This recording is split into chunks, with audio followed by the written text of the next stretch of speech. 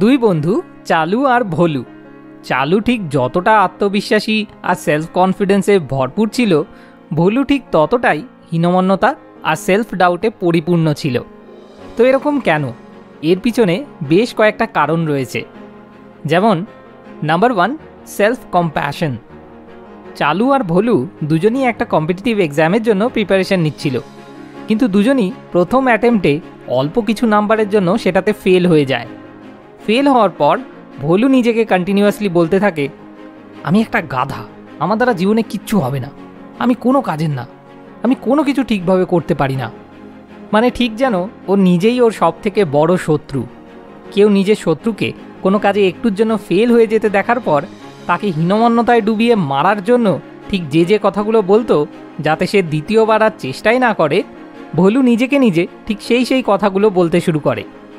সেখানে চালু ফেল হওয়ার পর নিজেকে নিজে কন্টিনিউয়াসলি বলতে থাকে, আমাকে শুধু আর একটু পরিশ্রম করতে হবে, প্রথম অ্যাটেম্পটেই আমি অনেকখানি কাছাকাছি পৌঁছে গেছি, আমি সৎভাবে চেষ্টা করলে ঠিক পেরে যাব।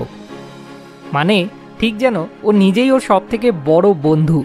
কেউ নিজের প্রিয় বন্ধুকে কোনো কাজে একটুর জন্য ফেল হয়ে যেতে দেখার পর তাকে আত্মবিশ্বাস জোগানোর জন্য ঠিক যে কথাগুলো বলতো, যাতে সে দ্বিতীয়বার নিজের 100% দিয়ে চেষ্টা করে সফল হয়ে যেতে পারে, চালু নিজেকে নিজে ঠিক সেই কথাগুলো বলতে শুরু করে।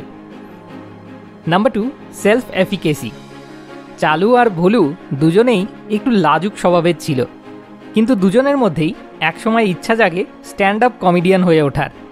তো ভোলু কী করে, আগে পিছে কিছু না ভেবেই মনে করে যে এ আর কি এমন কাজ, স্টেজে গিয়ে কয়েকটা জোকস বলে লোককে হাসাতে হবে, এই তো সামান্য ব্যাপার, এ আমি আরামসে পারবো।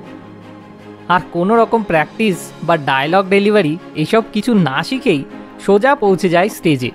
আর তারপর স্টেজে উঠে যখন জোকস বলা তো দূরে থাক, মুখ ফুটে নিজের নামটা বলতে গিয়েই ওর ঠ্যাং কাঁপতে শুরু করে, তখন এক দৌড়ে স্টেজ থেকে নেমে গিয়ে সারা জীবনের মতো পাবলিক স্পিকিংয়ের প্রতি একটা ফোবিয়া নিজের মধ্যে তৈরি করে ফেলে।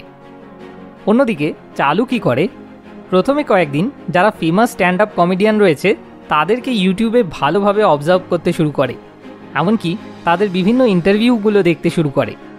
তারপর ইউটিউব থেকেই একজন স্ট্যান্ড আপ কমেডিয়ান হওয়ার জন্য যে স্কিলগুলো শেখা দরকার সেগুলো শিখতে শুরু করে, আর বড় একটা আয়নার সামনে দাঁড়িয়ে নিজের সাথে সেই অনুযায়ী প্র্যাকটিস করতে শুরু করে। এভাবে বেশ কিছুদিন আয়নার সামনে দাঁড়িয়ে প্র্যাকটিস করার পর যখন একটি কমফোর্টেবল ফিল করতে শুরু করে, তারপর ও নিজের 3-4 জন একদম কাছের বন্ধুকে অ্যাজ এ অডিয়েন্স বসিয়ে ওদের সামনে পারফর্ম করার চেষ্টা করে।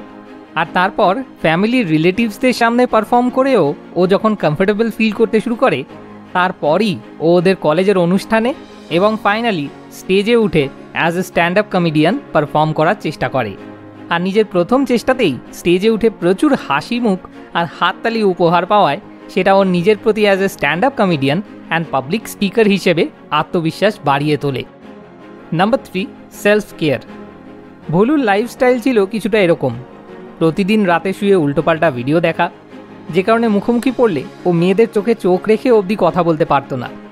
প্রতিদিন সন্ধ্যা হলেই গলা অবধি ফাস্টফুড খাওয়া আর কাউচ পটেটো হয়ে সারা দিন শুয়ে বসে কাটানো, যার ফলে মধ্যপ্রদেশ ফুলে পেঁপে এমন বেঢক মার্কা একটা শরীর তৈরি হয়েছিল যে নিজেকে দেখে ওর নিজেরই সুকুমার রায়ের লেখা ঠিক কুমড়ো পটাশের মতো লাগতো। আর একেবারে চরম অপরিচ্ছন্ন আর খামখেয়ালি জীবনযাপন যাকে বলে সেটা মেনে চলা, যার ফলে লোক সমাজে বেরোতেই ওর যেন ভয় লাগতো, পাছে ওকে নিয়ে কেউ হাসাহাসি করে, যে কারণে দিন দিন ওর আত্মবিশ্বাসের একেবারে ধাজিয়া উড়ে যাচ্ছিল। অন্যদিকে চালুর লাইফস্টাইল ছিল কিছুটা এরকম, সন্ধ্যার পর থেকেই নো মোবাইল নো কম্পিউটার, যাতে রাতে তাড়াতাড়ি আর ভালোভাবে ঘুম হয়। আর তারপর প্রতিদিন সকালে উঠে নিয়মিত এক্সারসাইজ করা, রোজ একটা হেলদি ডায়েট মেনে চলা, আর সপ্তাহে 1 দিন কিংবা খুব বেশি হলে ম্যাক্সিমাম 2 দিন ফাস্টফুড খেতে নিজেকে অ্যালাউ করা, নিজেকে সবসময় well groomed are well dressed রাখা, আর মুখে একটা হাসি নিয়ে চোখে চোখ রেখে সবার সাথে কথা বলা, অর্থাৎ পরিচ্ছন্ন আর গোছালো একটা জীবনযাপন, যেটা দিন দিন ওর আত্মবিশ্বাসটাকে আরও স্ট্রং করে তুলছিল। তো চালু আর ভোলুর এই গল্প থেকে আমরা যেটা দেখতে পাচ্ছি যে আত্মবিশ্বাস অর্থাৎ সেলফ কনফিডেন্সের 3টে পিলার হলো, নাম্বার 1, সেলফ কম্প্যাশন, অর্থাৎ নিজেকে সবসময় নিজের সব থেকে প্রিয় বন্ধুর মতো ট্রিট করা।